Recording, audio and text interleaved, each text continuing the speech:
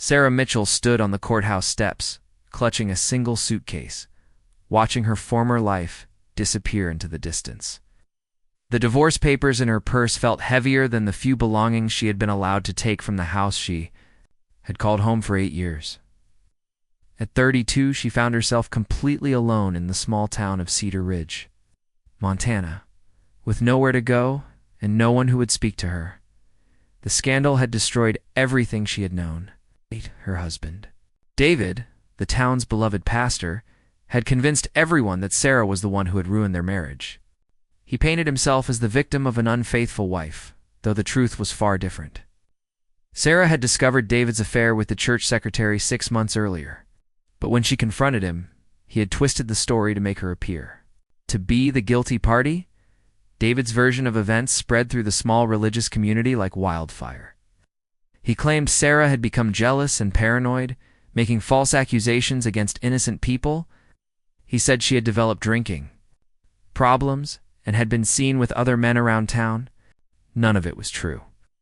But David's position as a respected religious leader gave his words weight that Sarah's denials could never match. The church congregation, made up of most of the town's influential families, rallied around their pastor. Sarah found herself cut off from friendships she had cultivated for years. Women who had once invited her to their homes for Bible study and coffee now crossed the street to avoid her. The grocery store clerks gave her cold stares, and the bank manager made it clear she was no longer welcome to conduct business there. Sarah's own family had sided with David. Her parents, devout church members who had always favored their son-in-law over their own daughter, refused to believe Sarah's version of events.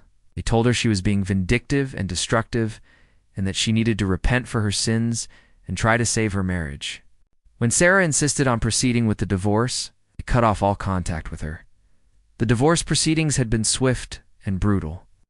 David's lawyer, a member of his congregation, had painted Sarah as an unstable woman who deserved nothing from the marriage. The judge, also a longtime church member, seemed to accept every accusation without question. Sarah walked away from 8 years of marriage with only her personal belongings and a small settlement that would last her perhaps 2 months if she was careful. Finding a place to live proved impossible. The 2 boarding houses in town refused her applications without explanation. Apartment landlords told her their properties were already rented, though Sarah could see 4 rent signs still hanging in their windows. Even the motel on the edge of town claimed to be fully booked when she inquired about a long-term stay. Sarah spent her first night as a divorced woman sleeping in her car in the parking lot behind the town library. She had parked there hoping no one would notice her, but the cold mountain air seeping through the car windows made sleep nearly impossible. She wrapped herself in the one blanket she had managed to take from the house and tried to plan what she would do when morning came. The second night was no easier. Sarah drove to a rest stop outside of town, but the isolation and darkness made her feel vulnerable and afraid. She returned to the library parking lot, reasoning that at least it was familiar territory. She had worked as a volunteer librarian for 3 years before the scandal broke. The building represented one of the few positive memories she still had of her life in Cedar Ridge. By the 3rd day, Sarah's small savings were dwindling rapidly. She'd been buying food from the gas station on the highway outside of town, avoiding the grocery stores where she might encounter people from church. The gas station attendant, a young man who seemed unaware of her situation, was one of the few people who still treated her with basic human courtesy. Sarah tried to find work, but every business owner in town had heard the stories about her. The diner wouldn't hire her as a waitress. Hardware store didn't need help. Even the truck stop restaurant on the highway, staffed mostly by people from out of town, turned her away after making a few phone calls to check her references. Desperation began to set in as Sarah realized how completely she had been cut off from normal society. In a small town where everyone knew everyone else's business, being shunned by the church meant being shunned by the entire community. She had no skills that would allow her to earn money independently, no friends willing to help her, no family to fall back on. The breaking point came when Sarah's car broke down outside the post office. As she stood looking at the steam rising from under the hood, she realized she didn't have money for repairs and wouldn't be able to find a mechanic willing to work on the car of someone they considered morally corrupt. Without transportation, Her already limited options would disappear entirely. Several people walked past as Sarah stood beside her disabled car, but none of them offered help. Some stared openly, whispering to their companions about the fallen pastor's wife. Others hurried by with their eyes averted, as if her misfortune might be contagious. Sarah felt like a leper in biblical times, marked as unclean and avoided by all decent people as evening approached. Sarah sat on the curb beside her broken car and finally allowed herself to cry. She had been trying to stay strong and figure out a solution to her problems, but the reality of her situation was overwhelming. She was homeless, jobless, and completely alone in a world that had decided she didn't deserve basic human compassion. The tears that came were years in the making. She cried for the marriage that had been a lie, for the friends who had abandoned her so icily, for the family who had chosen their religious reputation over their own daughter. She cried for the future she had planned that would never exist, and for the woman she had been who no longer had a place in the world. As darkness fell over Cedar Ridge, Sarah pulled her jacket tighter and wondered if this was how her story would end. The sound of heavy boots on pavement made Sarah look up through her tears. A tall figure approached through the gathering dusk, and Sarah instinctively tensed, preparing to defend herself if necessary. The man was imposing with broad shoulders and a thick beard, wearing worn jeans and a flannel shirt that had seen better days. Everything about him suggested he was someone to be wary of. As he drew closer, Sarah could see his face more clearly in the streetlight. His features were weathered from years of outdoor work, and his dark hair was longer than what most townspeople considered respectable. This was clearly not someone who belonged to the church congregation or moved in the same social circles that had rejected her. Sarah wasn't sure if that made him safer or more dangerous. The man stopped a respectful distance away and spoke in a deep, quiet voice. "Ma'am, I noticed you've been having some trouble with your car. I'm Jack Coleman. I live up in the mountains outside of town, and I couldn't help but see you've been sitting here for a while. Is there anything I can do to help?" Sarah studied his face, looking for signs of judgment or cruel curiosity, but found neither. His expression showed only genuine concern and a willingness to help. Still, years of being married to a manipulative man had taught her to be cautious about trusting anyone, especially men who approached her when she was vulnerable. "I don't think anyone in this town is interested in helping me," Sarah replied carefully. My car broke down, but I'm sure I can figure something out. She didn't want to admit that she had no money for repairs and nowhere to go even if the car was fixed. Jack nodded slowly, seeming to understand more than she had actually said. "I heard some talk around town about what's been happening to you. People can be cruel when they think they know the whole story. I don't claim to know what really happened with your marriage, but I can see you're in a tough spot right now." The kindness in his voice nearly brought fresh tears to Sarah's eyes.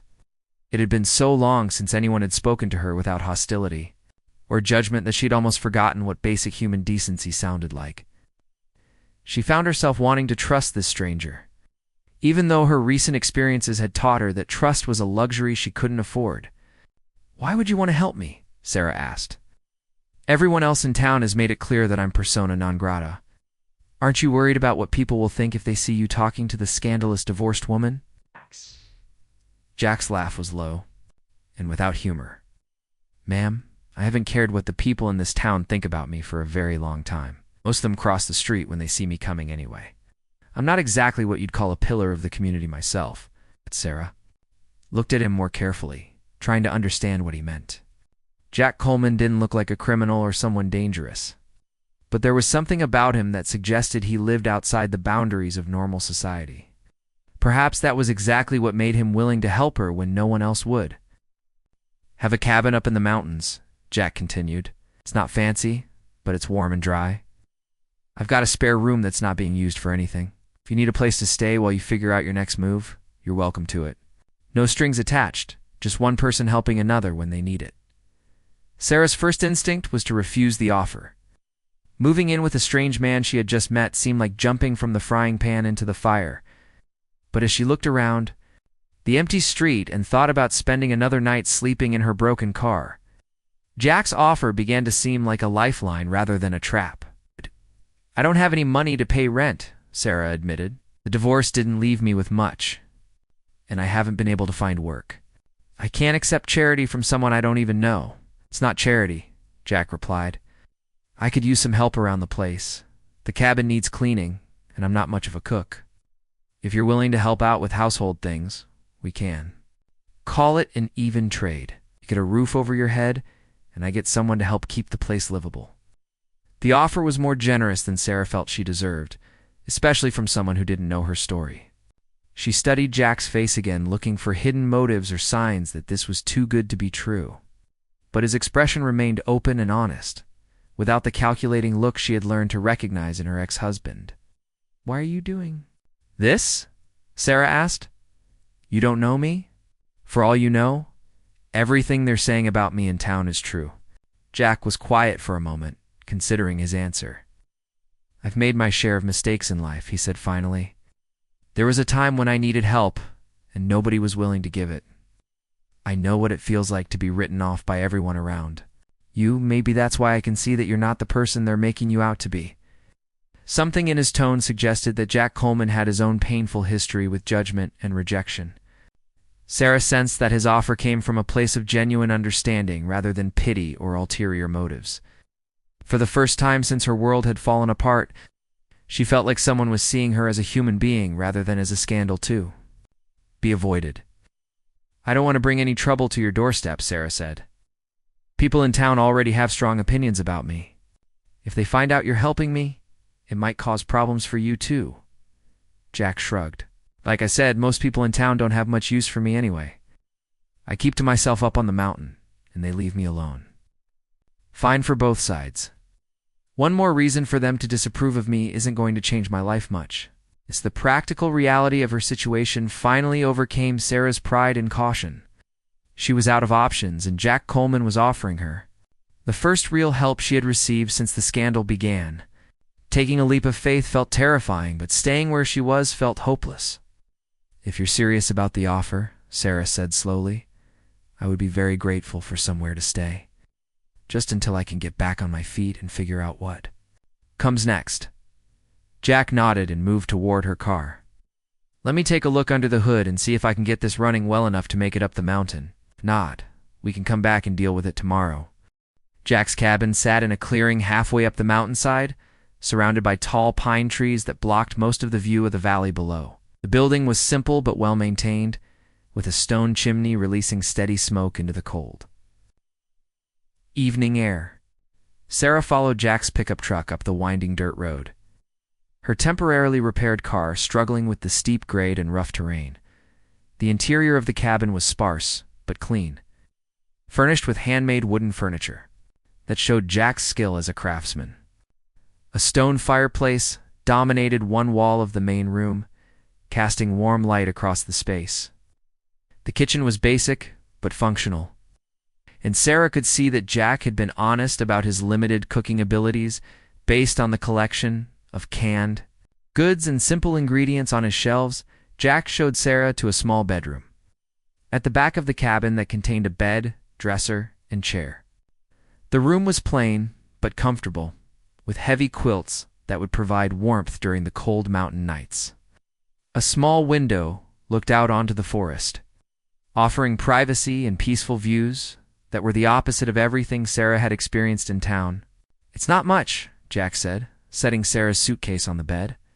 "But the roof doesn't leak, and the fireplace keeps the whole place warm. There's a bathroom with running water, and I keep the generator running so we have electricity most of the time." Sarah looked around the simple room and felt the first sense of safety she had experienced in months. The cabin was isolated enough that no one from town would accidentally encounter her here.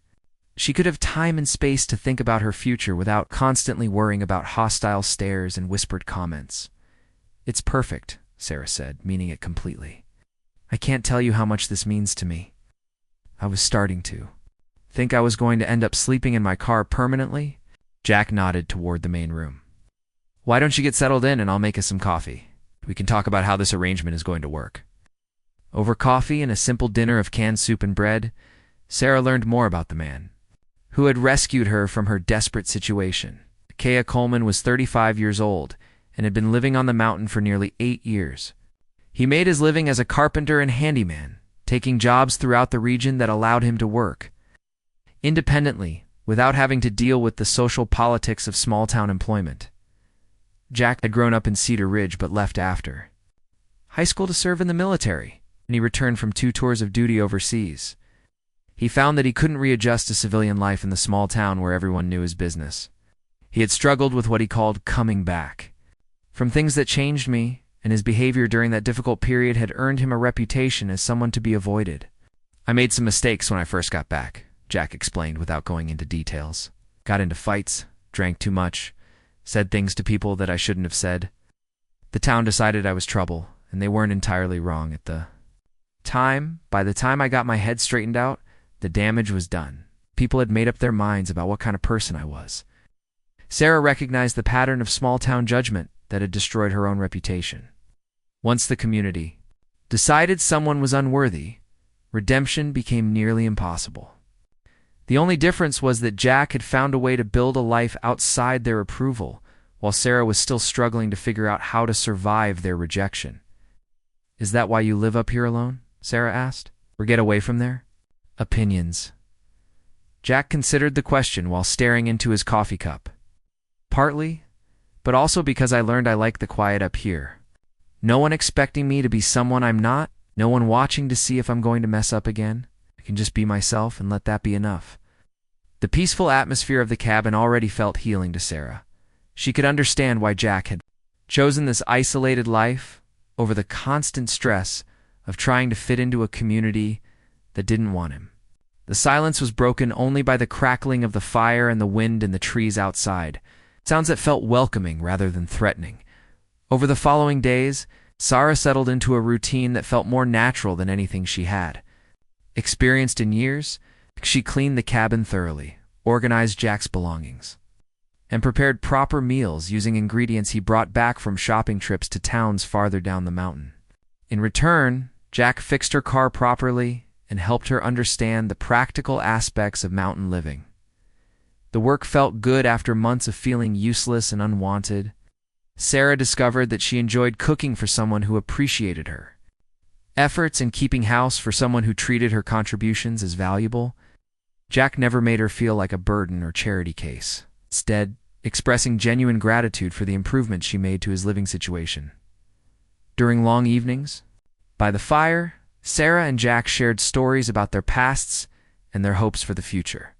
Sarah talked about her marriage honestly for the first time, explaining how David's emotional manipulation had made her doubt her own perceptions of reality. Jack listened without judgment, occasionally offering insights from his own experience.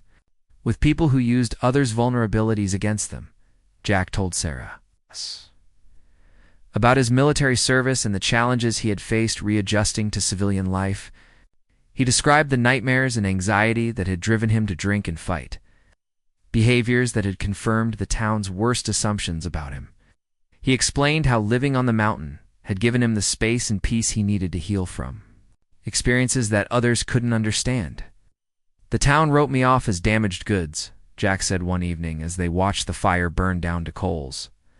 "Maybe that's true in some ways. But up here, I found out that being damaged doesn't mean being worthless. Sometimes the broken places in us are where the light gets in." Sarah found herself drawn to Jack's quiet strength and his acceptance of life's complexities. Unlike her ex-husband, who had demanded perfection while hiding his own flaws, Jack seemed comfortable with the reality that everyone carries scars from their experiences.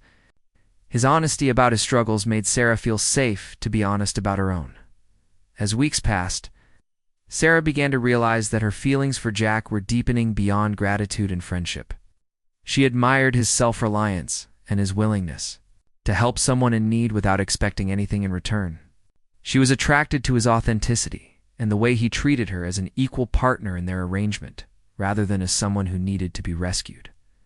But Sarah also worried about complicating the situation that had saved her from homelessness. Jack had offered her sanctuary without any romantic expectations, and she didn't want to jeopardize that safety by misreading his kindness as something more personal. She had learned from her marriage that relationships could become traps if power dynamics were unbalanced. One evening, as they worked together to repair a section of the cabin's porch, Sarah found herself watching Jack's hands as he showed her how to use his tools properly. The competence and gentleness with which he approached every task made her feel things she hadn't experienced in years. She was beginning to wonder if the safety she felt with Jack might be the foundation for something deeper and more lasting. The first test of Sarah and Jack's growing bond came during a fierce winter storm that trapped them in the cabin for 5 days.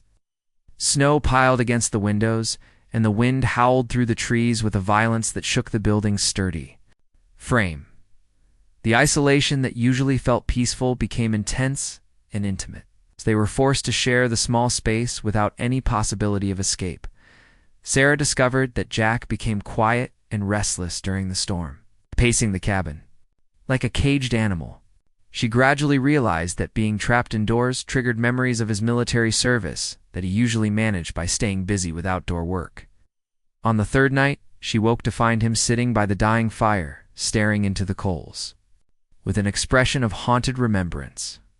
Without saying anything, Sarah made hot chocolate and sat beside Jack on the couch. She didn't ask questions or try to fix whatever was troubling him, but simply offered her presence as comfort. Jack eventually began talking about his experiences overseas, sharing details he had never spoken aloud before. Sarah listened without judgment, holding his hand as he worked through memories that still had the power to wound him. That night marked a turning point in their relationship. The walls they had both maintained began to crumble as they recognized their mutual need for understanding and acceptance.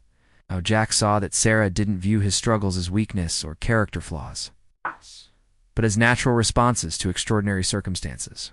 Sarah realized that Jack's damaged places didn't make him less worthy of love, but more human and real. When the storm finally cleared, they emerged from the cabin changed. Forced intimacy had revealed depths of compatibility that surprised them both. They moved around each other with new awareness, touching more often and maintaining eye contact longer than casual housemates would. The attraction that had been building for weeks became impossible to ignore. Jack began finding excuses to work closer to the cabin, taking on projects that allowed him to spend more time with Sarah, rather than disappearing into the woods for hours at a time. Sarah started paying more attention to her appearance, braiding her hair differently and wearing the few attractive clothes she had salvaged from her previous life. They were both dancing around feelings they weren't sure the other shared. The breakthrough came when Sarah received a letter forwarded from her old address in town. The return address showed it was from her sister in California, whom she hadn't spoken to since before the divorce proceedings began. Sarah opened it eagerly, hoping for some family support after months of isolation. But the contents devastated her. Her sister wrote that their parents had told the extended family about Sarah's disgraceful behavior and her divorce. The letter was full of disappointment and religious condemnation, echoing the same judgment Sarah had faced from the church congregation. Her sister urged her to repent for her sins and try to win David back, suggesting that Sarah's pride was preventing her from doing what God wanted her to do. Sarah read the letter twice before the full impact hit her. Even her family members, who lived hundreds of miles away, had accepted David's version of events without question. There would be no reconciliation with her parents, no support from siblings, and no welcome at family gatherings. She had been completely erased from the life she had known for 32 years. Jack found Sarah crying on the porch steps. The letter crumpled beside her. Without asking for explanations, he sat down and pulled her into his arms. Sarah sobbed against his chest, mourning not just the loss of her family's love, but the final death of hope, that someday the truth would matter more than appearances. "They all believe I'm exactly what David said I was," Sarah cried. My own. "Sister thinks I'm a sinful woman who destroyed a good marriage. They'll never see me as anything else, no matter what I do or how I live my life going forward." Jack held her tighter, his anger at the injustice clear in the tension of his muscles. "Their opinion doesn't change who you really are," he said firmly. "I've lived with you for months. I've seen how you treat people, how hard you work, how much kindness you have in you. They're wrong about you, and being wrong doesn't become right just because a lot of people believe it." Sarah pulled back to look at Jack's face, searching for signs of doubt or uncertainty about her character. Instead, she saw absolute conviction that she was worthy of love and respect. His faith in her goodness felt like a revelation after so many months of being treated as morally corrupt. "How can you be so sure about me?" Sarah asked. "We haven't known each other that long. Maybe they know things about me that you don't see?" Jack cupped her face in his hands, looking directly into her eyes. "Sarah, I've watched you cry over an injured bird you found in the woods. I've seen you save your dessert for me when you thought I looked tired from work. I've noticed how you never say anything mean about the people in town who treated you badly, even when you have every right to be angry. Those are the things that show me who you really are." The tenderness in his voice and the certainty of his words broke through Sarah's remaining defenses. She realized that Jack saw her more clearly than her own family ever had. He had observed her daily actions and choices without the filter of religious expectations or social pressures, and he found her worthy of love exactly as she was. "I love you, Sarah," Jack said quietly, "not because I feel sorry for you or because I think you need rescuing. I love you because of who you are when you think no one is watching. I love your strength and your gentleness and the way you make this cabin feel like a real home." Sarah's response was immediate and certain. "I love you too, Jack.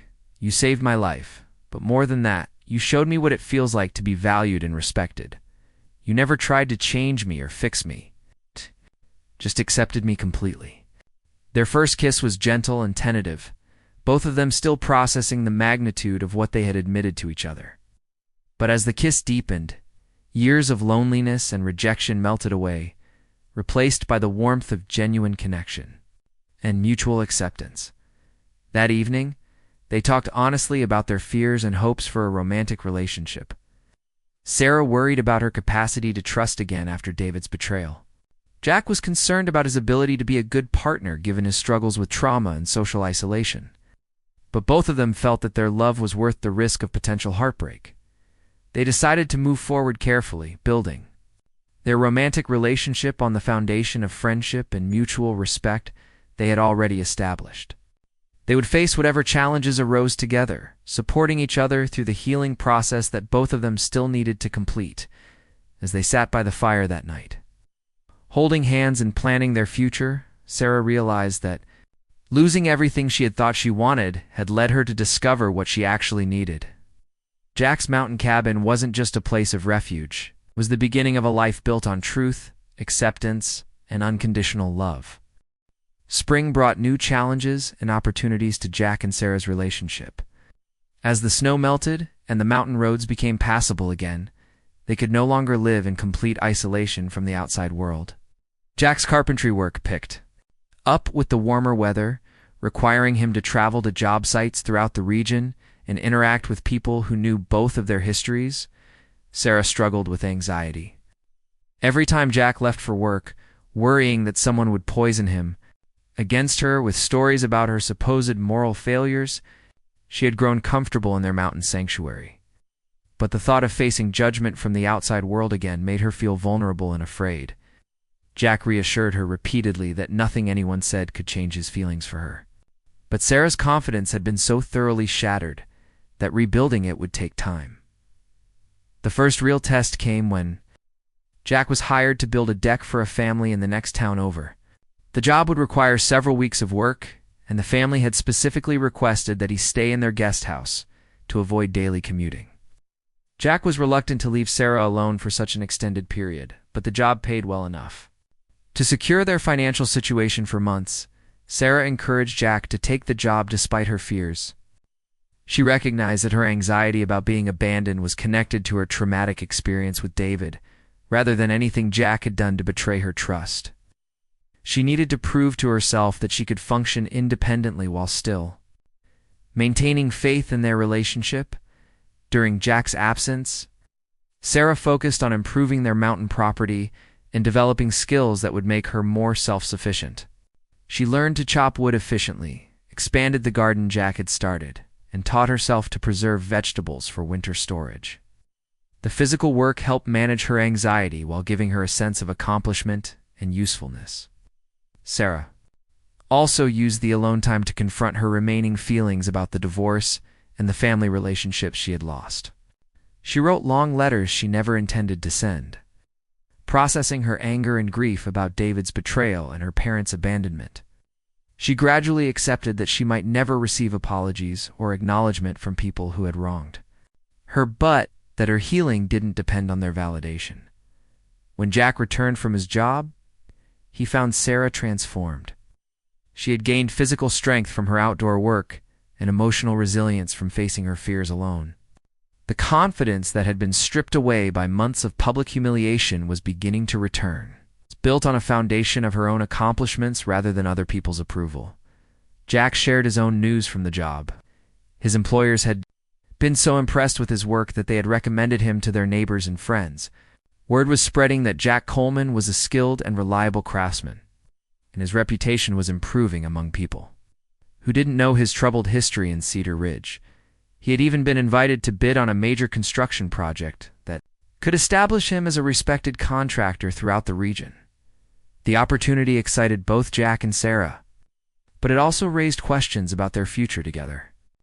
Jack's growing success might require them to interact more frequently with conventional society, including people who knew about Sarah's scandalous reputation.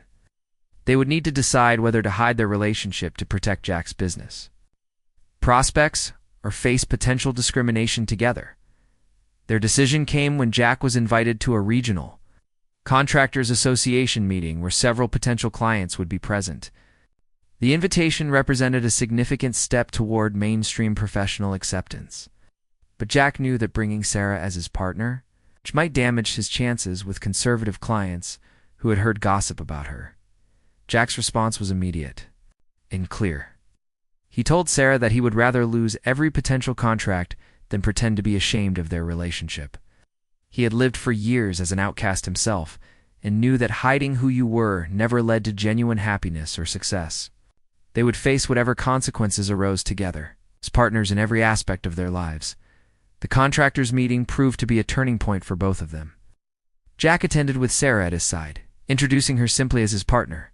Without explanations or apologies, several people recognized Sarah and whispered among themselves. But Jack's confident demeanor and obvious affection for her prevented anyone from making openly hostile comments. More importantly, Jack's work spoke for itself. His portfolio of completed projects impressed potential clients more than gossip could diminish it. By the end of the evening, he had been offered 3 new jobs and invited to join the Contractors Association as a full member. Sarah's presence hadn't damaged his prospects. His skill and professionalism had overcome whatever reservations people might have had.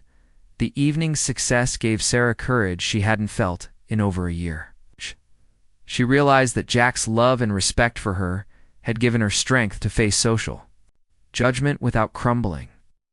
She wasn't the same broken woman who had sat crying on the courthouse steps months earlier.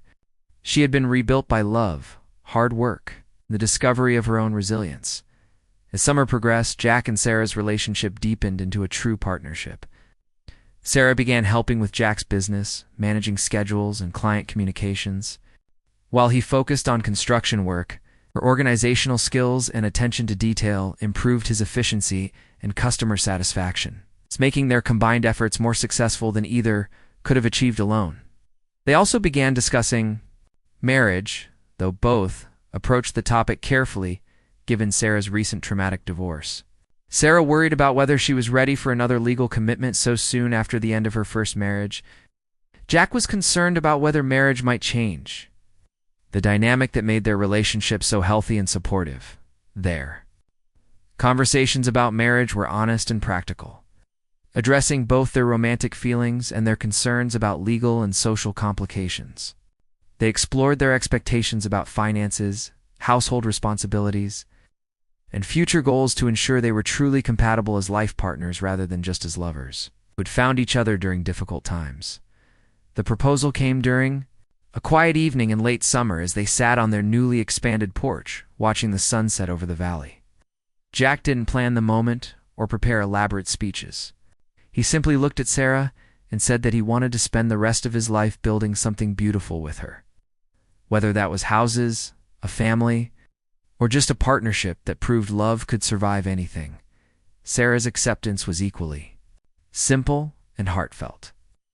She told Jack that he had already given her everything she had ever wanted: respect, partnership, and the freedom to be herself without pretense or apology.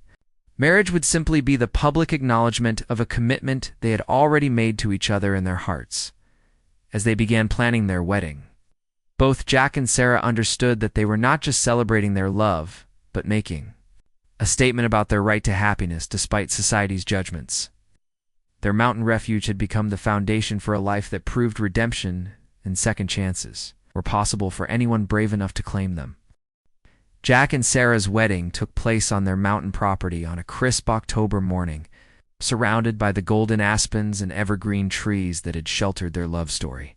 They had chosen to keep the ceremony small and intimate, inviting only the few people who had supported them during their difficult journeys toward healing and happiness. The guest list included Jack's former military buddies who had maintained contact despite his struggles with readjustment, Sarah's one remaining friend from before the scandal who had quietly reached out after hearing about their engagement, and several clients who had become genuine friends through Jack's construction work. The ceremony was officiated by a retired chaplain who understood that love came in many forms and didn't judge couples based on their past mistakes or society's opinions.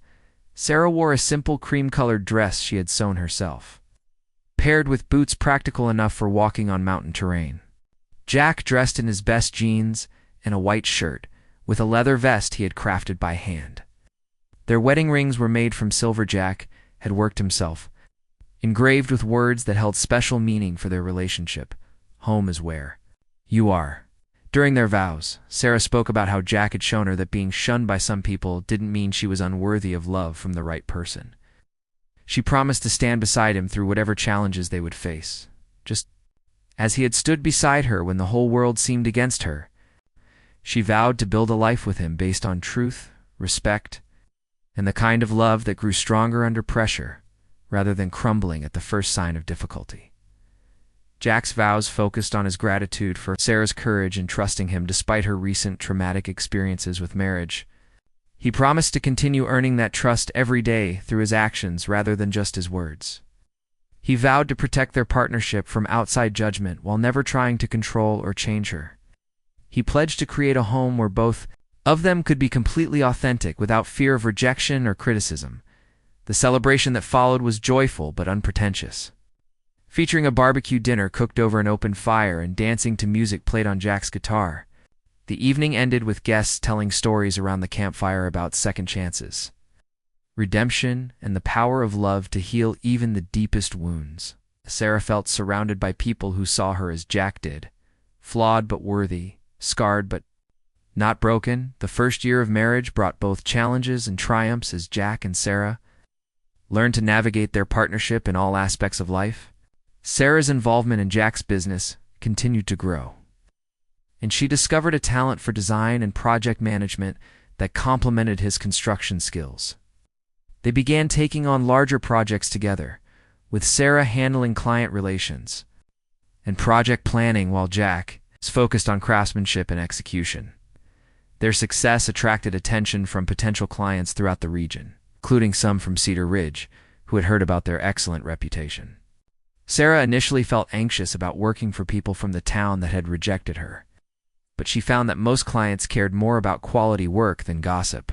Her professional competence and Jack's craftsmanship spoke louder than old scandals. Real tests came when David, Sarah's ex-husband, contacted Jack directly about renovating the church fellowship hall.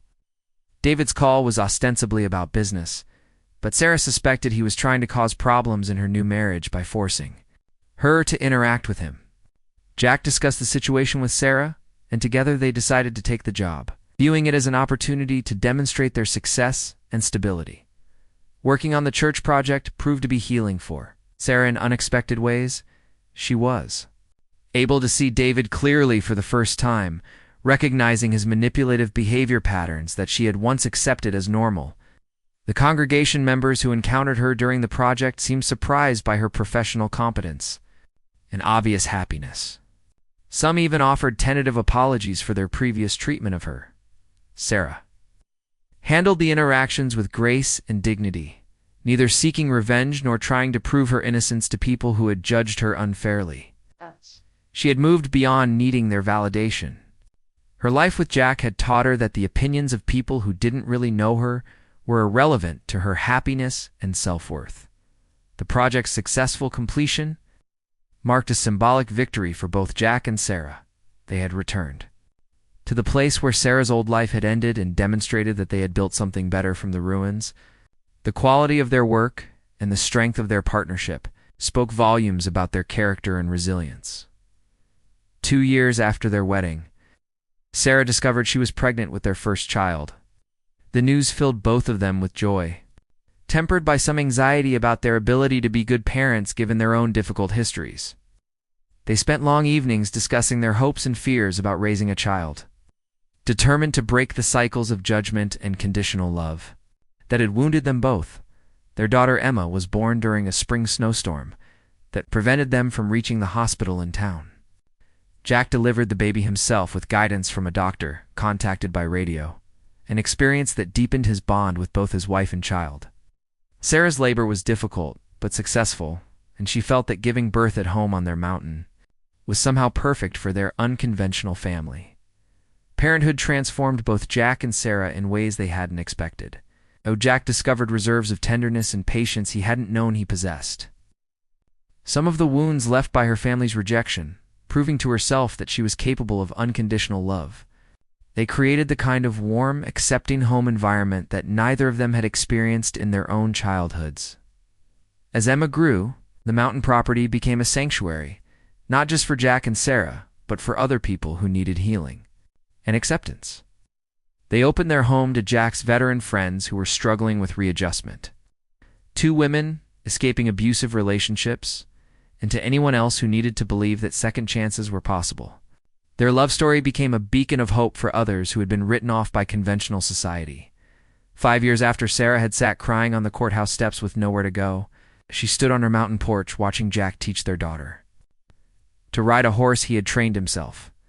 The life they had built together was everything she had never dared to dream of: authentic, peaceful, and filled with the kind of love that deepened rather than diminished over time, Sarah often thought.